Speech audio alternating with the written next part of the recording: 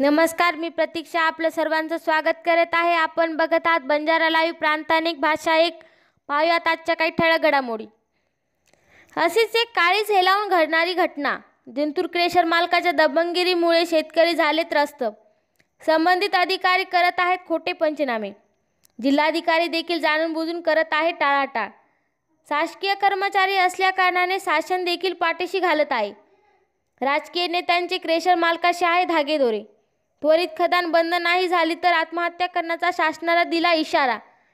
जिंतूर तालुक्यातील मानमोडी मालेगाव शिवारात असलेल्या खदान आणि गिट्टी क्रेशरमुळे येथील आजूबाजूच्या शेतकऱ्याला जीवन जगणे झाले आहे मुश्किल।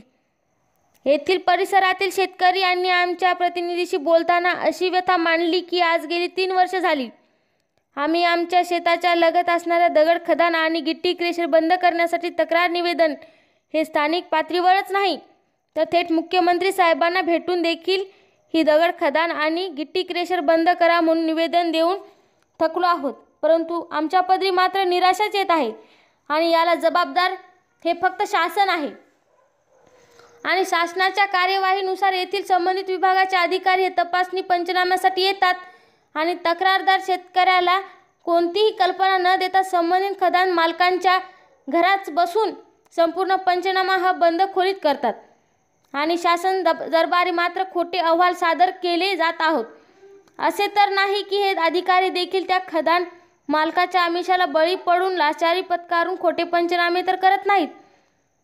संबंधित विभागाच्या अधिकाऱ्याला विचारणा केली असता येथील कोणताच अधिकारी हे विभाग आमच्या विभागात येत नाही असे सांगून काढता पाय घेत आहेत। माननीय जिल्हाधिकारी साहेबांनी दगड खदान आणि गिट्टी क्रेशरवर स्टे आणून सुद्धा येथील खदान मालक आपल्या राजकीय पुढाऱ्यांच्या सहकार्याने शेतकऱ्यांना वारंवार धमक्या देत आहे, त्यांना जीवे मारण्यासाठी माणसे पाठवत आहे आणि येथील प्रशासन मात्र फक्त बघायची भूमिका घेण्याचं काम करत आहे। आज घडीला एवढी कडाक्याची थंडी आहे आणि अशा थंडीत ही शेतकरी आपले लहान मुलं बाळ जनावरे घेऊन आपल्या शेतात वास्तव्य करत आहेत, परंतु येथील खदान मालकाने खदानमध्ये ब्लास्टिंग घेऊन ते दिवसा तर सोडा पण रात्री देखील कोणतीही कल्पना नेता बार उडवण्याचं काम करत आहे।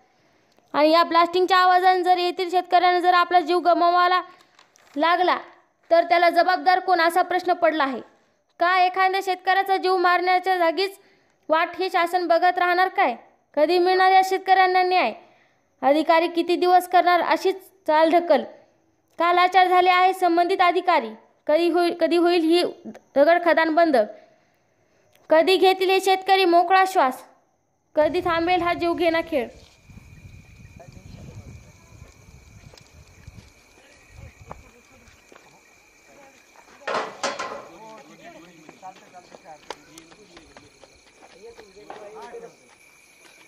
ओढू लागले आता हे बारक्या लेकर बाया माणसं घेऊन कुठं पळू? ढोर हे समजे दगड येतात अंगावर पडते रात्रीच्या बेट टायमाला कोणीही टायमाला आवाज उडीतात आणि पुन्हा काही कमी जास्त म्हणायला गेलं तर मग उगाच आपल्या शिवगाळी करतात, मारायला येतात, तुम्हाला दाखवायचं खात।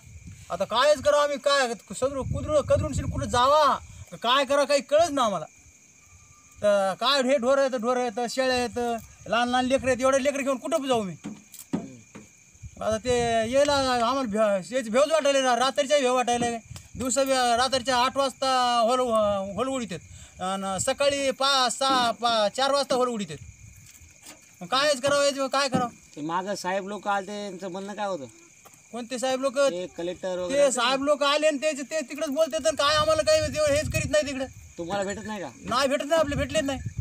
आणि त्या क्रेशरवरून तिकडच पाहून जातात आणि तिकडे ते एक दिवस ते याच्यावाले आले ते कृषी खात्यावाले काय आले ते धूळ तर ती नुसती रिकामी मशीन चालली तिथं एक दगड धूळ आली नाही काय नाही ते त्याला म्हणले का आमची धूळच आहे ना तिकडं आणि नुसती रिकामी मशीन चालली।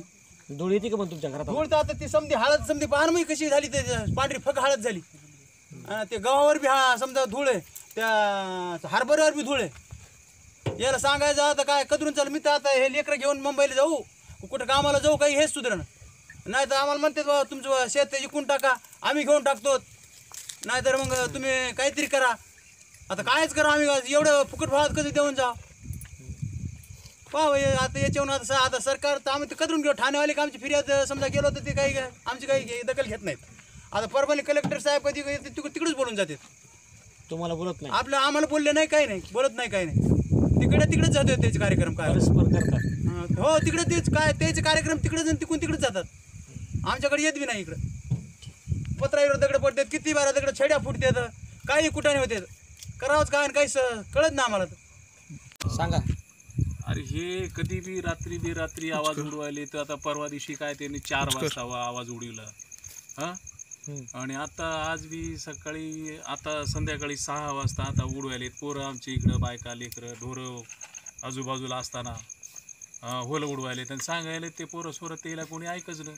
आता तहसीलदार साहेबाकडं मी तक्रार दिली त्या धुळीमुळं, कलेक्टर साहेबाकडे दिली, प्रदूषण विभागाला दिली, आयुक्तालयाकडे साहेबाकडे सुद्धा दिली, प्रदूषण कंट्रोल बोर्ड औरंगाबादला बी दिली तक्रार. याचा मला 2-3 वर्षापासून मी पाठपुरावा करतो, याचं काहीच होईना मला. आता मी कोर्टामध्ये टाकलंय ते हरितलवालच्या पुण्याच्या ब्रँचमध्ये. आता त्याचं यांना नोटिसा आल्यात. त्या नोटिसामध्ये त्या आपलं महागा ते याचे मॅप आणल्या होत्या मशिनी धुरडा मोजण्यासाठी. तर धुरडा मोजण्यासाठी मशिनी आणल्या. तर त्यावेळेस यांनी काय केलं, संबंधित त्या खदानवाल्याच्या मालकाने, त्याची म्हणजे मिस्टरांनी सकाळी 7 वाजल्यापासून पाणी टाकून शिनी रोड भिजवला. त्या दगडावर पाणी त्या अधिकारी यायच्या अगोदर. आणि नंतर मग काय केलं की त्याचा धुरडा ह्या मॅपवर त्या मशिनीवर येऊ नये याच्यासाठी सकाळी 7 वाजल्यापासून ते रात्री 8-8:30 वाजेपर्यंत पाणीच ठेवलं यांनी, फुल पाणी. म्हणजे याचा धुरडा त्या मॅपवर कताही दिसू नये आणि खोटा अहवाल आपल्याला सादर करता येईल त्याची बाजू मांडण्यासाठी. अहो तसं जर काही असलं तर माझ्या शेतामध्ये येऊन बघायला पाहिजे अधिकाऱ्याने की माझ्या शेतामध्ये हळदीवर, कापसावर, तुरीवर धुरडा आहे की नाही. नसेल तर मला तुम्ही काय दंड, समजा धुरडा जर माझ्याकडे नसेल तर माझ्या तक्रारीच्या मी खोटं बोलत असेल तर माझ्यावर केस करावा येईल आणि समक्ष त्यांनी बघायला पाहिजे. अहो मालेगाव ते मानमोडी जाणारा रस्ता आहे संबंधित आहे ना बघा. 79 दर्जाचा रोड असून शिनी शासकीय त्याच्यावर अतिक्रमण केलेलं आहे, त्याच्या तक्रारी दिल्यात, त्याचे पाठपुरावे करतोय, पण याचं काही मला काही न्याय मिळत नाही हो. आणि कलेक्टर साहेबाकडे सांगायला होतं, कलेक्टर साहेब काही त्याची दखल घेत नाहीत.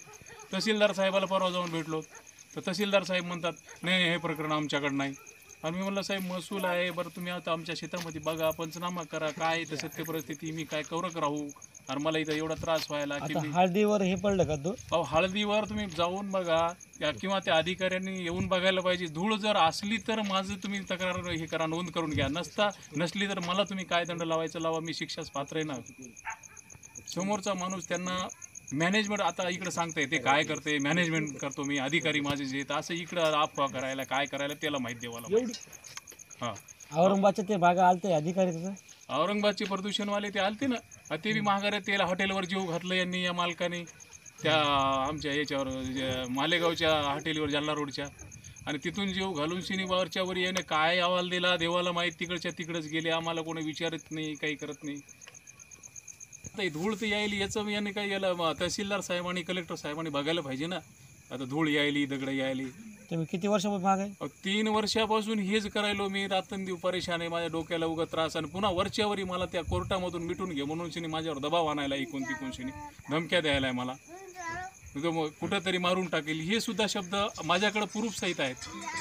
मी असं नाही की तुम्हाला अधर्म काही थातुरमुतर बोलत आहे, असं नाही, प्रूफ सहित देतोय मी. यांनी मला कुठं धमक्या दिल्या, कशा दिल्या, काहून दिल्या, काय कर म्हणला, वाटल्यास म्हणते माझी शेती इकून टाक, शेती घेऊन टाकतो, तुम्ही इथून हे निघून जा, दुसरीकडे कुठं घ्या.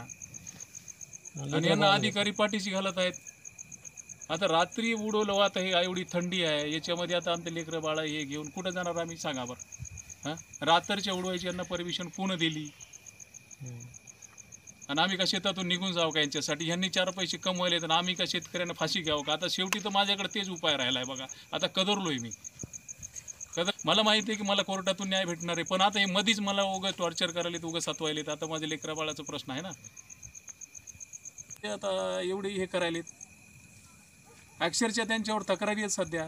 तहसीलदार काय म्हणतात? तहसीलदार साहेब म्हणतात की तुम्ही कलेक्टर साहेबाकडे, प्रदूषणवाल्या साहेबाला फोन लावला, साहेब आमचे काही करा. आम्ही तिथं ऑफिसला गेलो, ते म्हणतात नाही नाही आमच्याकडे नाही, तुम्ही त्यांच्याकडे जा.